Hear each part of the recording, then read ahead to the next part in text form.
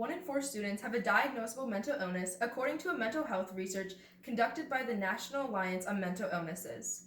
This means at least 8 people in my communications course have some sort of mental illness experience personally.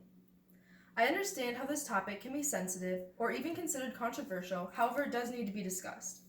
For the sake of the teenagers with undiagnosed mental illnesses who struggle to get out of bed or even clean their room, but they are trying. So all I ask right now is that you'll listen. What I'm trying to do today is to bring to your attention that mental illnesses can be extremely overwhelming to the point where you can't even function throughout the day, thus affecting how you would perform your everyday tasks, including educational activities. Therefore, I think the American education system should grant students with mental illnesses a few mental health days each month. This could benefit them by allowing them just to take a day to catch up and allow things to slow down for a bit and stop things from seemingly spiraling out of control. This is necessary because students are allowed to take a certain amount of sick days for physical illnesses, so why would it even be a question on whether or not students are allowed to take a mental health day for a mental illness? According to David Lawrence, who wrote an article dedicated to the impact of mental disorders and attendance in school, students with a mental disorder miss an average of 26 days per school year, while those without a mental disorder only miss 12. This study was conducted in grades 11th through 12th. Taking the 26 minus the 12 and dividing it by the amount of days in the amount of months in the school year, this rounds to approximately 1.56. Rounding it up, it would be 2. Therefore, I propose that 2 mental health days each month should be granted to students with mental disorders to keep them from falling behind or feeling overwhelmed. This helps students feel understood and represented. However, they should not be required to take them, but allowed to use them in a manner that works best for them. In all seriousness, it's extremely likely that you or someone you know, perhaps a friend or a loved one, has some sort of mental illness. This could benefit them highly and help them get through whatever it is they're going through. I'm not saying it could cure them or magically make it all better, but it could impact them highly by improving their mental state and their performance in school. According to HuffingtonPost.com, these invisible disabilities greatly affect a student's working memory, making it difficult to learn and retain information. We can try to help those who suffer from this. You might be thinking, how could we possibly put this all into action?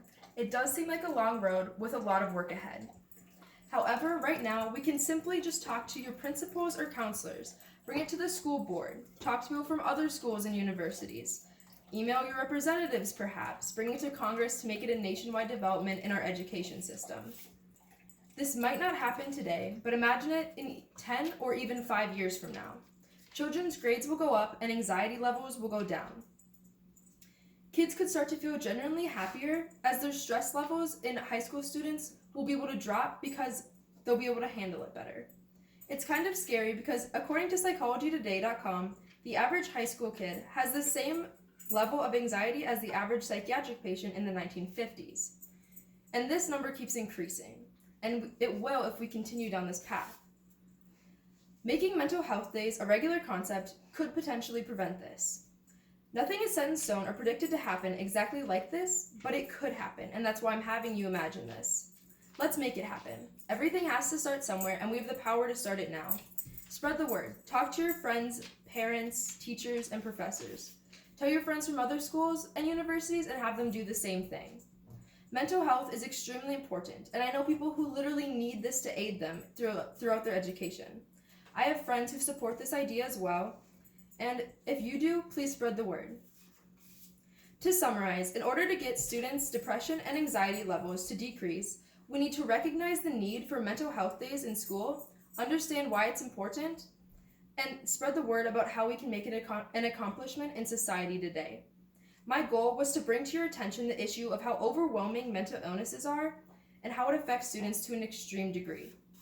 Let's make 2 mental health days a month an addition to the school system to help benefit those who struggle with mental illnesses. Thank you. Yay! Okay, cool.